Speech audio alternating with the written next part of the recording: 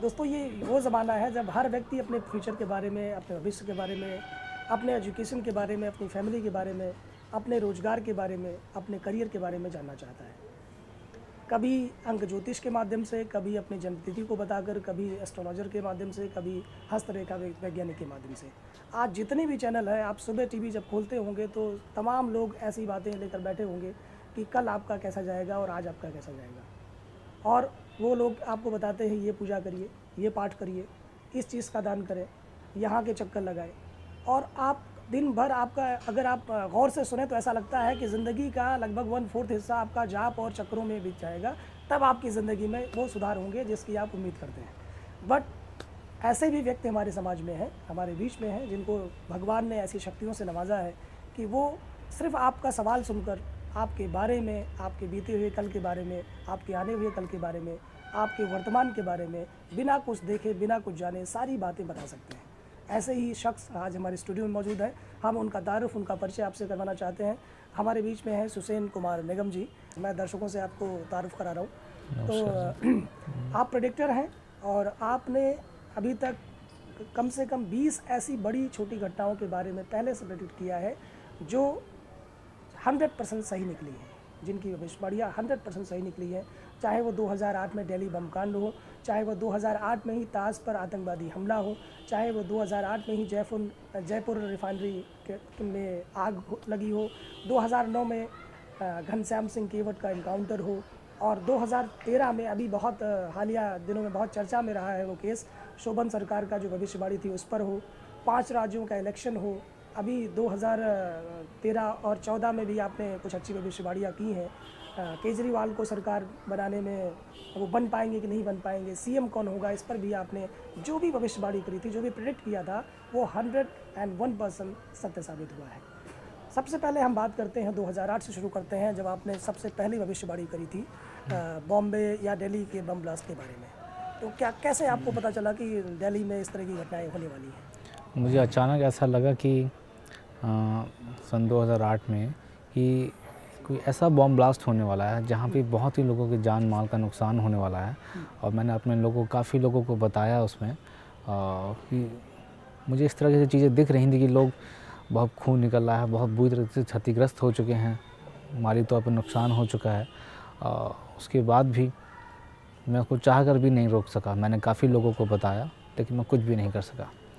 उसी के अंतराल फिर बाद में मैंने जो बॉम्बे में जो ब्लास्ट हुआ था ताज कॉरिडोर वाला, तो उसको भी मैंने बताया था कुछ मीडिया के पर्सन्स को, कुछ पब्लिक के लोगों को।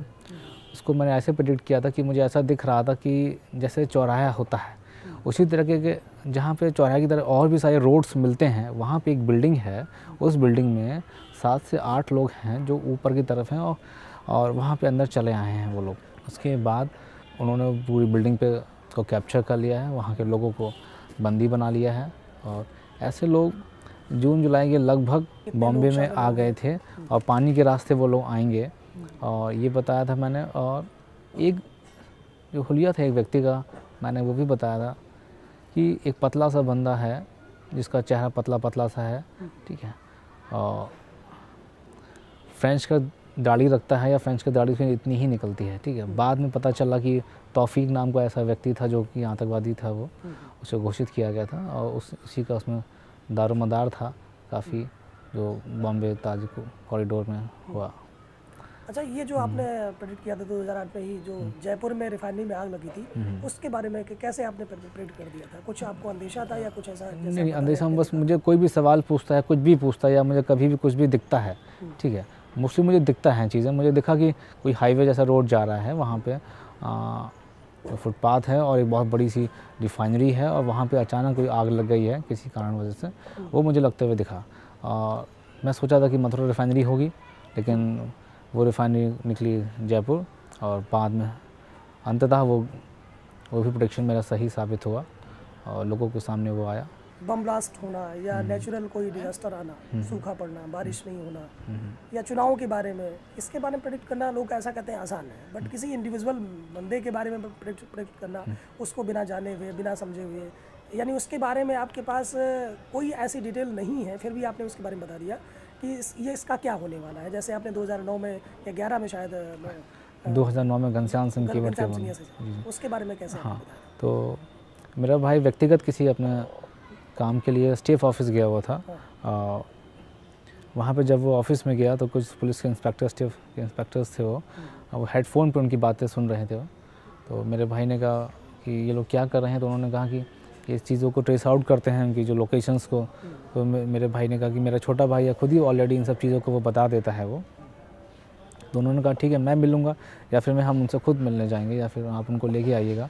जब मैं उनके पास गया तो उन्होंने बहुत सारे अनगिनत नाम मुझसे लिए, उनके बारे में मैंने उनको बताता गया। फिर एक नाम मेरे सामने निकल के आया, घनश्याम सिंह केवट, जिसके बारे में मैंने बताया कि उसका एनकाउंटर रिसेंटली बहुत जल्दी होने वाला है और विद इन अ वीक हो जाना चाहिए। ये बताया था कि एक ऐसा बंदा है कि जहाँ पे आग लग गई है और वो झोपड़ी के अंदर छुपा हुआ है और पब्लिक भाग रही है, और जैसे ही वो झोपड़ी से निकल के आया है वो, तो नीचे रेत है और बगल में नदी बह रही है, कोई नाला बह रहा है, और जैसे ही निकल के भागेगा वैसे ही पुलिस की गोलियाँ लग जाएंगी उसके और वो वहीं का वहीं तुरंत मर जाएगा वो। ये मैंने कहा था। तो उसके बाद SSP एक अमिताभ यश जी से, तो उनको ये बात बताई गई। तो वो फिर मैं उनसे मिलने गया, उन्होंने कहा कि ऐसा तो नहीं होता, हम ऐसे एनकाउंटर नहीं करते हैं। हाँ, तो कहने पूछा उन्होंने कि पुलिस के कितने लोग मारे जाएंगे, मैंने कहा पुलिस के 4 लोग मारे जाएंगे। और उन्होंने मेरी बात को विश्वास नहीं किया और कहा कि हम ऐसे एनकाउंटर बिल्कुल ही नहीं करते हैं, हम तो अपने लोगों को भेजते हैं या उनको लोगों को मिला लेते हैं या उनको पकड़ के कहीं ले जाके एनकाउंटर कर देते हैं। ये कुछ ऐसी चीज़ें हैं जो मुझे व्यक्तिगत तौर पे नहीं बतानी चाहिए, लेकिन मैं फिर भी कोशिश करूँगा कि उसको बताने की, जो हकीकत है उसे बताने में कोई हर्ज भी नहीं है।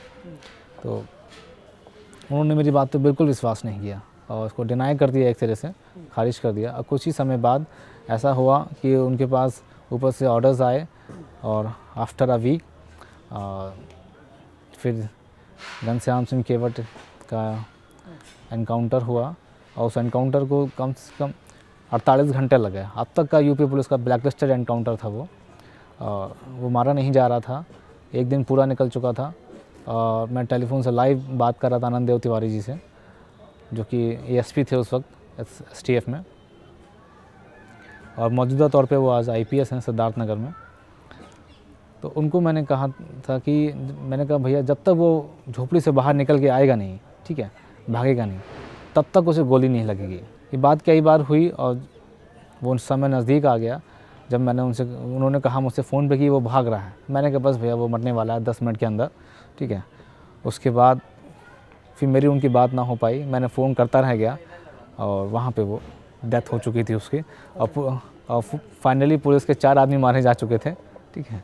तो यानी इस तरह का प्रोडक्शन तो शायद हमने भी पहली बार अपनी ज़िंदगी में सुना है कि आप लाइव उसका बताते जा रहे हैं कि अब ऐसा होने वाला है और इस तरह से इसके मौत होगी, इस तरह से उसका इनकाउंटर होगा।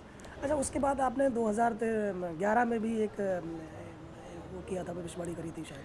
हाँ, 2011 में मेरे दोस्त का एक फ्रेंड था, तो वो मुझसे मिलने आया, तो मैंने बताया कि वो धनंजय सिंह का फ्रेंड था, वो मिलने वाले थे। तो मैंने कहा धनंजय सिंह के साथ मतलब इस तरह की घटना हो सकती है, उनकी जो पत्नी है वो उनको धोखा दे सकती है या किसी कारणवश अपनी पत्नी की वजह से वो किसी प्रॉब्लम में फंस सकते हैं, दिक्कत में आ सकते हैं। और अंततः वो घटना भी 1.5 साल बाद सच हुई और आज सभी लोग जानते हैं कि धनंजय सिंह आज जेल में बंद हैं वो, ठीक है। और अभी कोई उनकी छोड़ने की आशा भी नहीं है जब तक कि चुनाव ना हो जाएँ।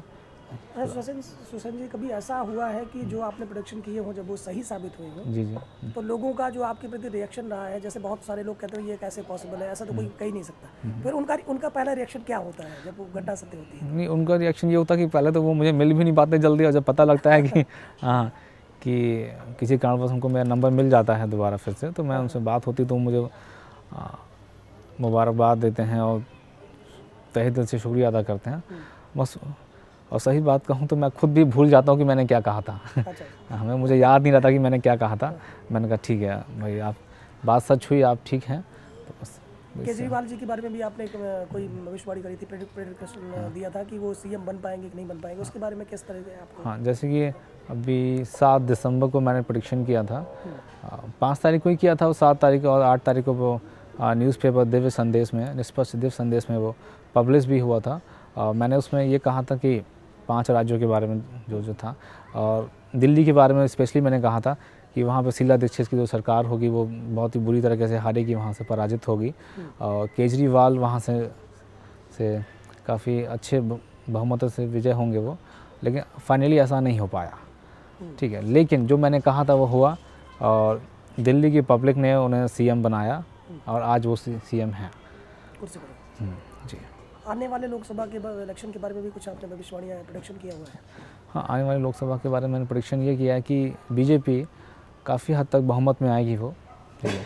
राहुल गांधी और नरेंद्र मोदी के भाग में पीएम पद बनने का कोई भी योग नहीं बनता, ठीक है। मतलब कोई तीसरा व्यक्ति पीएम बन सकता है? कोई एक अनजान व्यक्ति होगा जो पीएम बनेगा, जो इस देश पे प्रधानमंत्री पद पे आसीन होगा। फ़िलहाल तो मुझे राहुल गांधी और नरेंद्र मोदी का कुछ भी नहीं लगता, लेकिन अटकलें लगाए जा रहे हैं कि नरेंद्र मोदी निश्चित ही प्रधानमंत्री बनेंगे। मैं भी देखता हूँ कैसे क्या होता है। तो आपने सुना दोस्तों कि सुशांत साहब ने साफ तौर पे कहना है कि ना तो नरेंद्र मोदी और ना ही राहुल गांधी इस देश के पीएम बनेंगे, कोई तीसरा व्यक्ति इस देश का पीएम बनेगा, जो शायद इतनी चर्चा में नहीं है। वो किसी अननोन व्यक्ति की बात कर रहे हैं।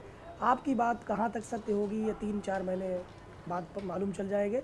आज सुशांत साहब हमारे स्टूडियो में हमारे साथ हमारे कई सहयोगी बैठे हुए हैं जो आपसे अपने भविष्य के बारे में जानना चाहते हैं। जैसे अब मैं आपसे गुजारिश करूंगा कि आप क्या पूछना चाहते हैं, प्लीज़ बताएं, किस तरह की जानकारी आप चाहते हैं सुशांत साहब से। मेरा नाम प्रवीण है, प्रवीण द्विवेदी। तो कोई भी प्रेडिक्शन मेरे बारे में आप दे सकते हैं कि मेरा फ्यूचर क्या होगा या मैं आगे क्या करूँगा, ऐसा कुछ भी। देखिए प्रवीण जी, आपका फ्यूचर काफ़ी ब्राइट है, ठीक है। आपको बस कुछ ही अपनी रणनीतियों पर ज़्यादा गौर से देने की कोशिश है। कुछ कमियां भी हैं आपके अंदर, ठीक है। और फिलहाल तो मैं ये कहूँगा कि किसी भी तरीके से फीमेल को इंटरेक्शन नहीं करें तो ज़्यादा बेहतर होगा आपके लिए। वो आपके लिए एक हिंड्रेंस क्रिएट कर सकता है, ठीक है। वो वक्त आपका बेकार जा सकता है, जिसके जो मेन एम है वो आपका भटक सकता है, ठीक है। और 2014 में अप्रैल से आपके लिए कुछ बेहतर होगा, ठीक है। और 2016 और 17 आपका लाइफ का गोल्डन पीरियड है आपकी लाइफ का। तो प्रवीण जी, इस बात को आप नोट कर लें जो अभी हमारे एक्सपर्ट साहब ने बताया है।